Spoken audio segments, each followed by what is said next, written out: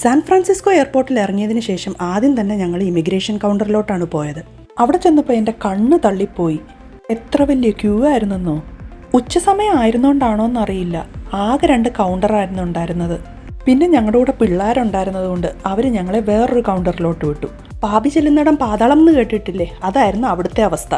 അതെല്ലാം കടന്ന് അവസാനം കൗണ്ടറിലെത്തിയപ്പോഴോ അവിടെ 100 കൂട്ടം ചോദ്യങ്ങൾ. ഭർത്താവ് എവിടെ ജോലി ചെയ്യുന്നു, ഭാര്യയ്ക്ക് ജോലിയുണ്ടോ, ഭാര്യ എവിടെ ജോലി ചെയ്യുന്നു, ഇവിടെ എത്ര നാളുണ്ട്, ഏതൊക്കെ സ്ഥലങ്ങളിൽ പോകുന്നു, എവിടെയൊക്കെ താമസിക്കുന്നു, നിങ്ങളുടെ ഫ്രണ്ട്സ് ആരെങ്കിലും ഉണ്ടോ. അങ്ങനെ അതെല്ലാം കഴിഞ്ഞ് ഞങ്ങൾ ബാഗേജ് ക്ലെയിമിലോട്ട് പോയി. ഞങ്ങൾ നോക്കുമ്പോൾ ഞങ്ങളുടെ പെട്ടികളൊക്കെ ഓൾറെഡി അവിടെ പുറത്തിരിക്കുന്നു. എനിക്ക് തോന്നുന്നു നമ്മുടെ പെട്ടികൾ ബെൽറ്റിൽ അനാഥപ്രേതം പോലെ കിടന്ന് കറങ്ങുന്നത് കണ്ടിട്ട് ഇവിടെ ജോലി ചെയ്യുന്നവരെടുത്ത് വെളിയിൽ വെച്ചെന്ന്. അതുകൊണ്ട് എന്തായാലും അവിടെ സമയം വേസ്റ്റായില്ല. ഞങ്ങൾ നേരത്തെ തന്നെ ഈ 2 ആഴ്ചത്തേക്കുള്ള റെൻ്റേ കാർ ബുക്ക് ചെയ്തിട്ടുണ്ടായിരുന്നു. ഹെർട്സ് എന്ന കമ്പനി വഴി എയർപോർട്ടിൽ നിന്ന് തന്നെയാണ് ഞങ്ങൾ റെൻ്റേ കാർ ബുക്ക് ചെയ്തിരിക്കുന്നത്. ഇവിടുന്ന് നമുക്ക് എയർ ട്രെയിനിൽ വേണം കാർ റെൻ്റൽ കമ്പനികളുടെ ഓഫീസിലെത്താൻ.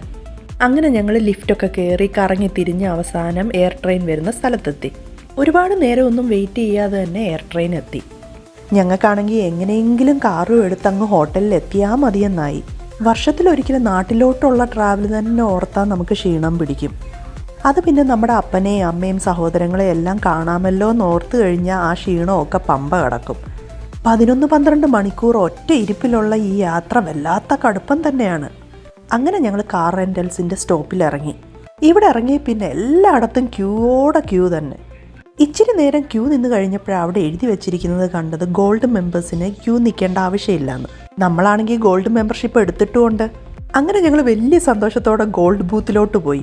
പക്ഷേ അവിടെ ചെന്നപ്പോൾ ഒരു പൂരത്തിനുള്ള ആൾക്കാർ അവിടെ ഉണ്ടായിരുന്നു. എനിക്ക് തോന്നുന്നു എല്ലാവരും ഗോൾഡ് മെമ്പർഷിപ്പ് എടുത്തെന്ന്. ആ ക്യൂ ഒക്കെ നിന്നിട്ട് അവസാനം ഞങ്ങൾ കൗണ്ടറിലെത്തി. ബുക്ക് ചെയ്തപ്പോൾ ഞങ്ങൾ ടെസ്ല മോഡൽ Y ആയിരുന്നു ചോദിച്ചിരുന്നത്. അവരുടെയിലാണെങ്കിൽ ആ വണ്ടിയില്ല. അവസാനം ടെസ്ല മോഡൽ 3 തരാമെന്ന് പറഞ്ഞു. പക്ഷെ ഞങ്ങൾക്ക് ഡൗട്ടായിരുന്നു ഞങ്ങളുടെ പെട്ടിയെല്ലാം ആ വണ്ടിക്കകത്ത് കയറുമോയെന്ന്. ഭാഗ്യത്തിന് പെട്ടിയെല്ലാം അതിൽ കൊണ്ടു. പിന്നെ ഈ ടെസ്ലയ്ക്ക് മുമ്പിലും ഉണ്ട് ഒരു ചെറിയ സ്റ്റോറേജ്. അങ്ങനെ ഞങ്ങൾ കാറിനുള്ളിൽ കയറി അതിൻ്റെ സെറ്റിങ്സൊക്കെ എല്ലാം റെഡിയാക്കിയിട്ട് ഞങ്ങൾ ഹോട്ടലിലേക്ക് തിരിച്ചു. ഇവിടെ നിന്ന് ഇനി ഏകദേശം 30 മിനിറ്റ് ഉണ്ട് ഞങ്ങൾക്ക് ഹോട്ടലിൽ എത്താൻ. സാൻ ഫ്രാൻസിസ്കോയിൽ മറ്റുള്ള സിറ്റികളെയൊക്കെ അപേക്ഷിച്ച് കുറച്ച് തണുപ്പ് കൂടുതലാണേ. മറ്റുള്ള സിറ്റികളിൽ 35-40 ഡിഗ്രിയൊക്കെ ചൂടുള്ളപ്പം ഇവിടെ 22-24 ഡിഗ്രിയൊക്കെ ഉള്ളൂ. പുറത്തെ കാഴ്ചകളൊക്കെ കണ്ടുകൊണ്ടിരുന്നപ്പോൾ കുറച്ച് ക്ഷീണമൊക്കെ മാറി. ജർമ്മനിയൊക്കെ അപേക്ഷിച്ച് നോക്കുമ്പോൾ കുറേ വ്യത്യാസങ്ങളുണ്ട് ഇവിടെ.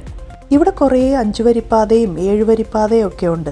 അതുമാത്രമല്ല കേട്ടോ, ഓരോ ലെയിനിനും നല്ല വീതിയാണ്. ജർമ്മനിയിലാണെങ്കിൽ റോഡുകൾക്കൊക്കെ പൊതുവേ വീതി കുറവാണ്. സാധാരണ നാട്ടിലാണെങ്കിലും ജർമ്മനിയിലാണെങ്കിലും കിലോമീറ്ററിലല്ലേ നമ്മൾ ദൂരമൊക്കെ പറയുന്നത്. ഇവിടെ ആണെങ്കിൽ എല്ലാം മൈലിലാണ് കാൽക്കുലേറ്റ് ചെയ്യുന്നത്. അതുമാത്രമല്ല കേട്ടോ, ജർമ്മനിയിലെ കുറേ റോഡുകളിൽ നമുക്ക് സ്പീഡ് റെസ്ട്രിക്ഷൻ ഇല്ല. പക്ഷേ ഞാൻ ഇതുവരെ ഇവിടെ കണ്ടതിൽ വെച്ച് ഏറ്റവും കൂടിയ സ്പീഡ് 75 മൈലാണ്. അങ്ങനെ ഞങ്ങൾ വലിയ കുഴപ്പമൊന്നും കൂടാതെ ഞങ്ങളുടെ ഹോട്ടലിൻ്റെ ഫ്രണ്ടിലെത്തി. എപ്പം നമ്മൾ ഹോളിഡേയ്സിന് പോയാലും ഈ കീ കാർഡ് ഉപയോഗിച്ച് ഹോട്ടൽ റൂം തുറക്കാനുണ്ടല്ലോ, എൻ്റെ മക്കൾ 2 പേരും കൂടെ അടിയാണ്.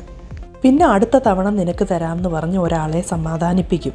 ഞങ്ങൾക്ക് ഞങ്ങളുടെ ഹോട്ടൽ റൂം വളരെ ഇഷ്ടപ്പെട്ടു കേട്ടോ. നല്ല വൃത്തിയും വെടുപ്പും ഉണ്ടായിരുന്നു.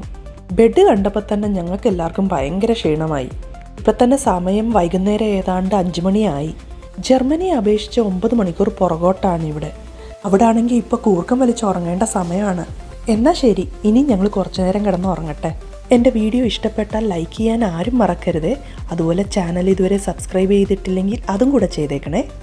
ഇവിടുത്തെ ഓരോ ദിവസത്തെയും പുതിയ പുതിയ വിശേഷങ്ങളുമായി ഉടനെ ഞാൻ വരുന്നതായിരിക്കും. അതുവരെ എല്ലാവർക്കും ബൈ ബൈ.